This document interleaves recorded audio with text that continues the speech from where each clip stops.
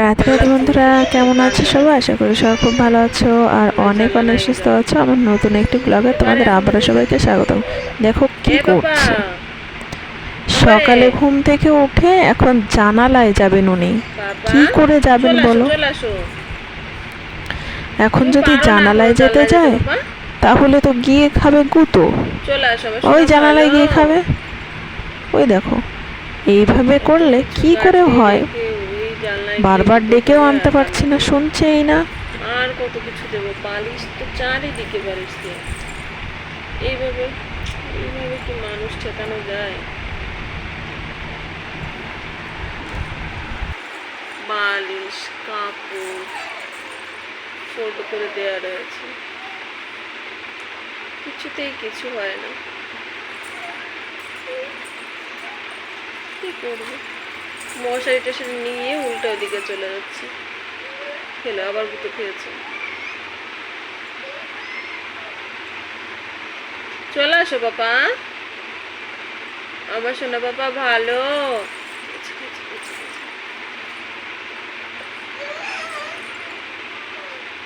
পারবে না যেরকম খালি।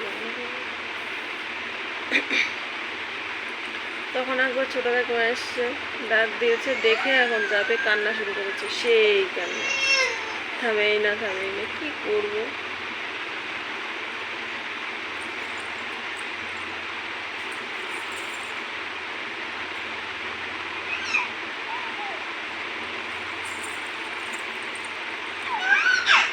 ঘুম থেকে উঠে একা একাই বিছানা দিয়ে গড়িয়ে বেড়াবে, সারা বিছানা করাবে। ওখানে যে বালিশ দিয়ে রেখেছে ওইদিকে,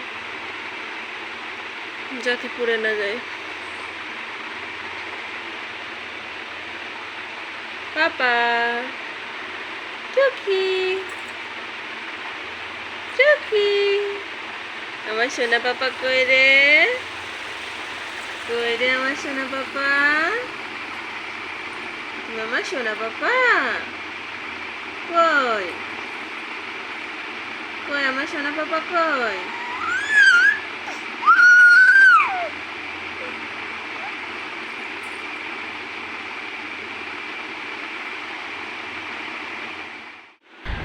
তো যাই হোক, উনি এখন ঘুমিয়ে পড়েছে। মানে ওই যদি 5টা 5:30টায় ওঠে তো 8টার মধ্যে আবার ঘুমিয়ে পড়ে। তারপর দেখো এখন ঘুমিয়েছে আর দাদু এদিকে খেলনাগুলো গুছিয়ে রেখেছে, যাতে ঘুম থেকে উঠেই দেখতে পায় আমার খেলনাগুলো তো রেডি আছে, শুরু করে দিই। যাই যা হয় আর কি।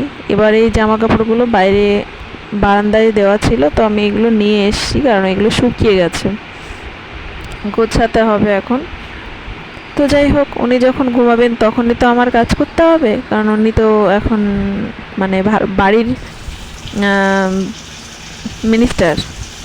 তো যাই হোক, আমি আজকে রান্না করব হচ্ছে নিম পাতা ভাজা, বেগুন ভাজা আর হচ্ছে ডাল। তো নিম পাতা কেমন করে ভাজলাম দেখো। নিম পাতাটা বেশ ভালো করে ধুয়ে তারপর জল ঝরিয়ে নিয়েছি। এটা মেলা থেকে কিনেছিলাম, এই মানে যেটা নিম পাতা রেখেছি সেটা। তো দেখো, বেগুনগুলো আমি মোটামুটি ভেজে নিয়েছি। এরপরে দিয়ে দেব হচ্ছে নিম পাতাটা। এবার তার সঙ্গে দেব হচ্ছে শুকনো লঙ্কা না, কাঁচা লঙ্কা। তো বেগুনগুলো নামানো হয়ে গেলে তারপর তার মধ্যে দিয়ে দেবো হচ্ছে নিম পাতাগুলো। ডাল আমার হয়ে গেছে, ভালো কথা, যেটা হচ্ছে আমার ডাল হয়ে গেছে রান্না। ডালটা হচ্ছে আগে করেছিলাম, তো নিম পাতাটা পরে করেছি। এবার বেগুনটা তুলে নিয়ে তার মধ্যে মানে যা আছে তার মধ্যে আমি দিয়ে দেবো হচ্ছে নিম পাতাগুলো। নিম পাতা দিয়ে তার মধ্যে একটুখানি লবণ দিয়ে বেশ নাড়াচাড়া করে মুচমুচে হয়ে যাওয়া পর্যন্ত আমি ভাজা করব। তারপর এই দেখো কেমন হয়েছে, মুচমুচে দেখতে পাচ্ছ। পাতাগুলো কিন্তু গোটা গোটাই আছে, কিন্তু মুচমুচে হয়ে গেছে।